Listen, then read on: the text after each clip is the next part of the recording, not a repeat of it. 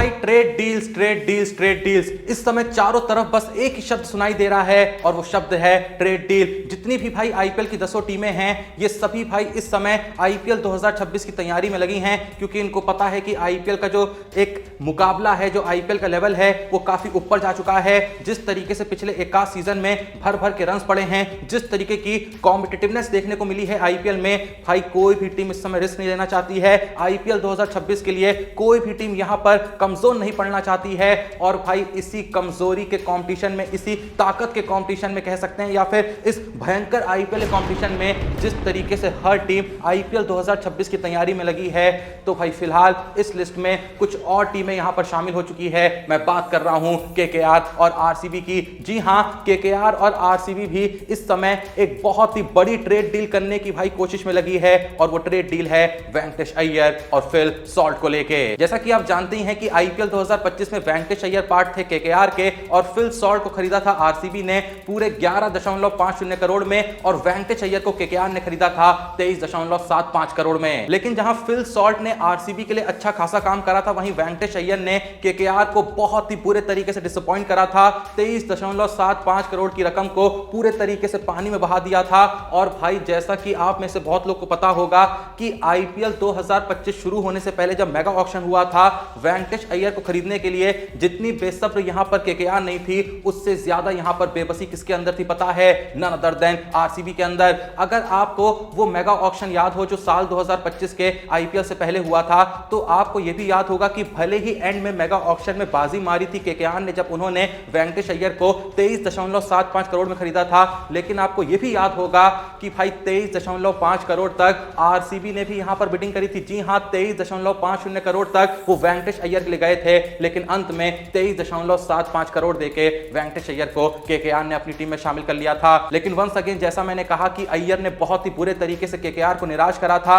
वहीं Phil Salt ने कहीं ना कहीं अपना पैसा वसूल करवा दिया था। 11.50 करोड़ की रकम जो आरसीबी ने उन पर खर्च करी थी, वो कहीं ना कहीं वसूल करवा दी थी। अगर मैं आपको यहां पर नंबर्स याद दिलाऊं तो साल 2025 के सीजन में आरसीबी के लिए फिल सॉल्ट ने 13 मैचों में 403 रन का योगदान दिया था, 33 की एवरेज और 175.98 की बवाल स्ट्राइक रेट के साथ। और उससे पिछला सीजन फिल सॉल्ट केकेआर के लिए ही खेल रहे थे, जो सीजन केकेआर ने अपने नाम करा था। जो साल 2024 का आईपीएल सीजन केकेआर जीती थी, उस सीजन में Phil Salt one of the most important contributor रहे थे केकेआर के लिए, जहां उन्होंने 12 मैचों में 435 रन जड़े थे, 39.55 की औसत और 182 की स्ट्राइक रेट से। लेकिन फिलहाल भाई केकेआर का मन उठ चुका है वेंकटेश अय्यर से, और आरसीबी जो है वो अब भी वेंकटेश अय्यर में इंटरेस्टेड है। मैं याद दिला दूं कि वेंकटेश अय्यर ने साल 2025 के सीजन में केकेआर के लिए 11 मैचों में मात्र 142 रन मारे थे।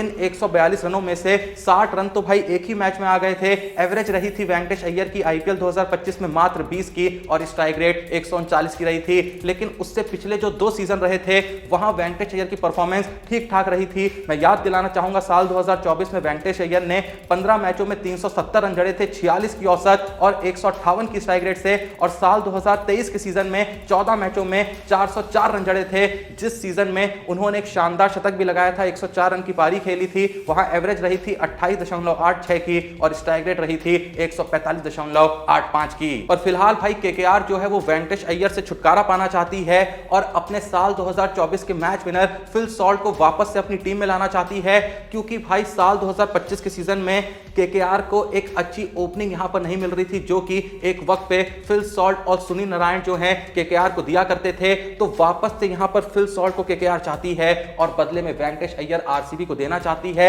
आरसीबी वेंकटेश अय्यर में अच्छा खासा यहां पर इंटरेस्टेड है, लेकिन आरसीबी जाहिर सी बात है 23.75 करोड़ यहां पर नहीं खर्च करने वाली है। 10-11 करोड़ में वेंकटेश अय्यर को अपनी टीम में लाएगी और फिल सॉल्ट को जाने देगी। क्या ये आरसीबी का एक लालच है? क्योंकि फिल सॉल्ट ने आरसीबी के लिए अच्छी खासी परफॉर्मेंस दी है, तो ऐसे में आप उनको क्यों छोड़ना चाहते हैं? उन्होंने कमाल की फील्डिंग भी करी है। वहीं पर वो वेंकटेश अय्यर जो केकेआर के लिए कुछ भी ऐसा खास नहीं कर पाए और कहीं भी डोमेस्टिक क्रिकेट में ऐसा कुछ भी कमाल नहीं कर रहे हैं, तो आखिर ये लोग वेंकटेश अय्यर के लिए इतना क्यों तड़प रहे हैं? भाई ये जो तड़प है, जैसा मैंने कहा कि पिछले सीजन से बरकरार है आरसीबी के दिल में। पता नहीं क्यों ये लोग वेंकटेश अय्यर को कुछ ज्यादा ही शिद्दत के साथ अपनी टीम में शामिल करना चाहते हैं। मैंने आपको ये तो याद दिला ही दिया कि जब मेगा ऑक्शन हुआ था, वहां आरसीबी थी जो केकेआर केकेआर से वेंकटेश अय्यर के लड़ रही थी। भाई 23.5 करोड़ रुपए आरसीबी ने भी खर्च कर दिए थे।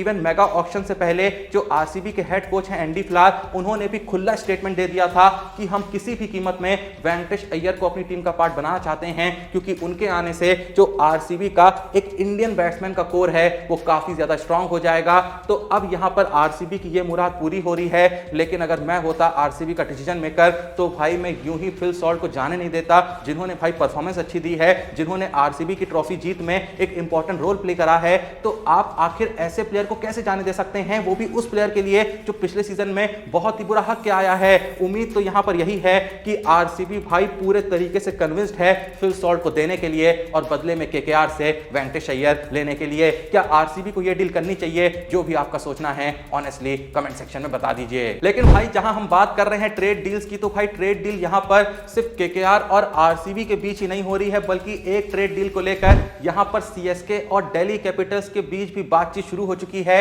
अब वो कौन सी ट्रेड डील है वो तो मैं आपको बताऊंगा ही, लेकिन भाई देखो हाल ही में भारत और इंग्लैंड के बीच जो तीसरा टेस्ट मैच खेला गया है उसका जो रिजल्ट रहा है वो तो आपको पता ही होगा। लेकिन फिलहाल मैं आपको यह बताना चाहता हूं कि भाई क्या आपको पता है आखिरी बार रोहित शर्मा और विराट कोहली टेस्ट में साथ में हमको चलते हुए कब दिखे थे? जो लास्ट वॉक उन्होंने टेस्ट क्रिकेट में ली थी। अब तो दोनों ही रिटायर हो चुके हैं, लेकिन रिटायर होने से पहले कोहली और रोहित शर्मा आखिरी बार जब टेस्ट क्रिकेट के अंदर साथ में मैदान में एंटर करे थे, क्या आपने वो वीडियो देखी है? अगर नहीं देखी है तो वो वीडियो हमने आपके लिए भाई बहुत ही मुश्किल से जुगाड़ के सेव करके रखी है अपने Telegram channel cricket time with Joshi पे। वो टेलीग्राम चैनल जहां पे क्रिकेट की दुनिया की हर बड़ी और इंपॉर्टेंट अपडेट सबसे पहले हम आपके लेके आते हैं। कमाल कमाल की जो इंपॉर्टेंट वीडियोस होती हैं वो वहां पर आपके लिए आती हैं। तो अगर आपने अभी तक हमारे Telegram channel cricket time with Joshi को ज्वाइन नहीं करके रखा है तो भाई बहुत बड़ी गलती कर रहे हो। ये आईपीएल ट्रेड्स को लेके या फिर जैसा मैंने कहा दुनिया में जो भी हो रहा है क्रिकेट में बड़ा और इंपॉर्टेंट हर अपडेट अगर आप सबसे पहले जानना चाहते हैं तो अभी के अभी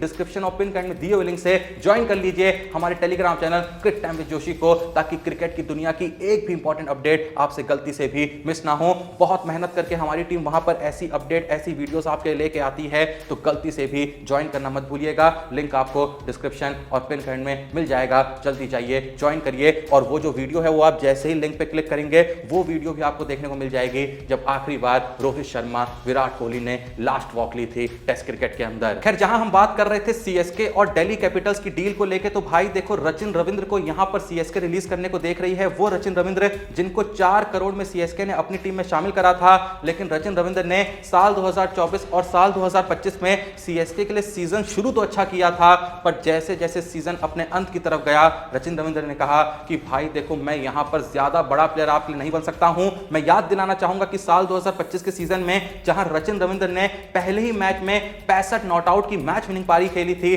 पर उसके बावजूद भी आईपीएल 2025 में सीएसके के लिए खेले गए 8 मैचों में वो मात्र 191 रन मार पाए थे। एवरेज रही थी 27.29 की और स्ट्राइक रेट रही थी 128.19 की। उससे पिछला सीजन भी रचिन रविंद्र ने जो सीएसके के लिए खेला था वहां 10 मैचों में 222 रन मारे थे, 22 की मात्र औसत रही थी, स्ट्राइक रेट 160 की रही थी। तो भाई रचिन रविंद्र पे सीएसके का भरोसा खत्म हो गया है। यहां पर सीएसके रचिन को रिलीज करने को देख रही है, ये बात दिल्ली कैपिटल्स को पता है। दिल्ली कैपिटल्स चाहती है कि रचिन रविंद्र वो सीएसके से ले लें और बदले में वो सीएसके को देना चाहते हैं डोनोवन फेरेरा। और ऐसा नहीं है कि सिर्फ दिल्ली कैपिटल्स यूं ही डोनोवन फेरेरा को देना चाहती है सीएसके को, सीएसके भी यहां पर फेरेरा में इंटरेस्टेड है। क्यों इंटरेस्टेड है मैं तुमको बताता हूं। देखो डोनोवन फेरेरा ने ऐसा कोई इंटरनेशनल में कुछ खास उखाड़ नहीं रखा है। 5 इनिंग में 79 रन मारे हैं, 79 रन, 48 का हाईएस्ट रहा है, मात्र 15 की एवरेज रही है, स्ट्राइक रेट 158 की रही है। लेकिन सीएसके उनमें इसलिए इंटरेस्टेड है क्योंकि हाल ही में जो एमएलसी टूर्नामेंट खेली गई वहां डोनोवन फेरेरा पार्ट थे सीएसके की ही जो एक फ्रेंचाइज है टेक्सास सुपर किंग्स जो कि एमएलसी में पार्टिसिपेट करती है, उनके लिए वो खेल रहे थे और वहां भाई बवाल परफॉर्मेंस देकर आए थे। मैं बताना चाहूंगा टेक्सास सुपर किंग्स के लिए एमएलसी 2025 में डोनोवन फेरेरा ने 9 इनिंग में 248 रन मारे, 41.33 की एवरेज रही और स्ट्राइक रेट तो भाई एकदम फाड़ू रही 213.79 की। यही रीजन है कि इस परफॉर्मेंस के बेसिस पे चेन्नई सुपर किंग्स रचिन रविंद्र को दिल्ली कैपिटल्स को सौंपने को तैयार है और बदले में उनसे डोनोवन फेरेरा भी लेने को तैयार है। मैं बता दूं कि डोनोवन फेरेरा को दिल्ली कैपिटल्स ने मात्र 75 लाख में खरीदा था, जबकि रचिन रविंद्र को सीएसके ने 4 करोड़ में खरीदा था। पर फिलहाल भाई इससे सीएसके को कोई दिक्कत नहीं है, वो 4 करोड़ का प्लेयर देने को तैयार हैं और बदले में 75 लाख के डोनोवन फेरेरा को भी लेने के लिए तैयार हैं। मैं यहां पर यह भी बता दूं कि डोनोवन फेरेरा ने आईपीएल में 3 मैचेस खेल रखे हैं, कुछ भी खास किया नहीं था। 3 इनिंग में मात्र 9 रन मारे थे, हाईएस्ट रहा था 7 का, एवरेज उनकी आईपीएल करियर की मात्र 3 की है और स्ट्राइक रेट 64.29 की है। लेकिन भाई ये तो पास्ट है, पास्ट में नहीं जाने का। करंट फॉर्म डोनोवन फेरेरा का बवाल चल रहा है। मैं फिर से याद दिला रहा हूं, एमएलसी 2025 में 9 इनिंग में 248 रन बनाए हैं, 41.33 की एवरेज और 213.79 की स्ट्राइक रेट से। यही रीजन है कि सीएसके कुछ भी करके डोनोवन फेरेरा की डील करने को तैयार है। और उसके अलावा सीएसके को लेके एक और भाई बहुत बड़ी अपडेट सामने आई है कि आईपीएल 2026 के लिए वो सुरेश रैना को अपने कोचिंग स्टाफ में शामिल करने को तो देख ही रहे हैं। एज अ मेंटर या फिर एज अ बैटिंग कोच वो यहां पर सीएसके के साथ जुड़ेंगे और साथ में ड्वेन ब्रावो का यहां पर रिटर्न होने वाला है एज अ बॉलिंग कोच, जो कि पिछले सीजन में सीएसके को छोड़ के केकेआर में चले गए थे। लेकिन भाई उनकी बॉलिंग कोचिंग के अंडर केकेआर भी ऐसा कुछ खास कमाल नहीं कर पाई थी और ब्रावो के जाने की वजह से चेन्नई सुपर किंग्स को भी शायद ऐसी कोई कमी खली थी जिस कमी को वो इस बार पूरा करना चाहते हैं, जिस कमी की वो भरपाई करना चाहते हैं। और वापस से कहा जा रहा है कि ब्रावो जो हैं वो आईपीएल 2026 में चेन्नई के as a bowling coach return कर सकते हैं। यानी सुरेश रैना, ब्रावो दोनों ही जो सीएसके के बहुत बड़े मैच विनर्स रहे हैं पास्ट में, वो कोचिंग स्टाफ में आपको आईपीएल 2026 में सीएसके के अंदर दिखेंगे। इससे बड़ी खुशखबरी आखिर सीएसके फैंस के लिए क्या ही हो सकती है। क्या आप लोग को लगता है कि चेन्नई को ये डोनोवन फेरेरा वाली डील करनी चाहिए? क्या रचिन रविंद्र दे के डोनोवन फेरेरा को अपनी टीम में शामिल करना ये एक अच्छी डील होगी? जो भी आपका सोचना है कमेंट सेक्शन में बता दीजिए। और क्या सुरेश रैना और ब्रावो के कोचिंग स्टाफ में आने से चेन्नई सुपर किंग्स की जो फैन फॉलोइंग है वो वापस से और ऊपर जाएगी, जो कि ऑलरेडी काफी ऊपर है? क्या उसमें इजाफा होगा सुरेश रैना के वापस आने से? क्या सुरेश रैना के आने से कहीं ना कहीं एक लक भी चेन्नई सुपर किंग्स के साथ जुड़ेगा? क्योंकि कहा जाता है कि जब से सुरेश रैना चेन्नई सुपर किंग्स से गए हैं, कहीं ना कहीं चेन्नई सुपर किंग्स की जो किस्मत है वो भी साथ लेके चले गए हैं। इस बारे में भी आपका जो सोचना है कमेंट सेक्शन में बता दीजिएगा। बाकी याद से जैसा मैंने कहा कि एक काम भाई बिल्कुल नहीं भूलना है, डिस्क्रिप्शन और पिन कार्ड में दिए हुए लिंक से ज्वाइन करना है हमारे क्रिकेट टाइम विद जोशी के चैनल को। लिंक पे क्लिक करते ही आपको विराट कोहली और रोहित शर्मा की टेस्ट क्रिकेट में जो आखिरी वॉक थी वो देखने को मिलेगी। और उसके अलावा जैसा मैंने कहा कि यहां पर क्रिकेट वर्ल्ड की हर बड़ी और इंपॉर्टेंट अपडेट हमारे अलावा सबसे पहले कोई नहीं पहुंचाता है। तो अगर आप वंचित नहीं रहना चाहते हैं क्रिकेट की दुनिया की सारी बड़ी अपडेट्स से, जो इंपॉर्टेंट अपडेट्स हैं, छोटी मोटी चीजें नहीं बताते हैं, जो भी भाई चल रहा है दुनिया में हर इंपॉर्टेंट अपडेट सबसे पहले वहां पर आपके लिए आएगी। तो याद से ज्वाइन कर लीजिए क्रिकेट टाइम विद जोशी के टेलीग्राम चैनल को। बाकी वीडियो लाइक करिए, चैनल को सब्सक्राइब करिए। मिलते हैं नेक्स्ट वीडियो में, तब तक के लिए जय हिंद, धन्यवाद।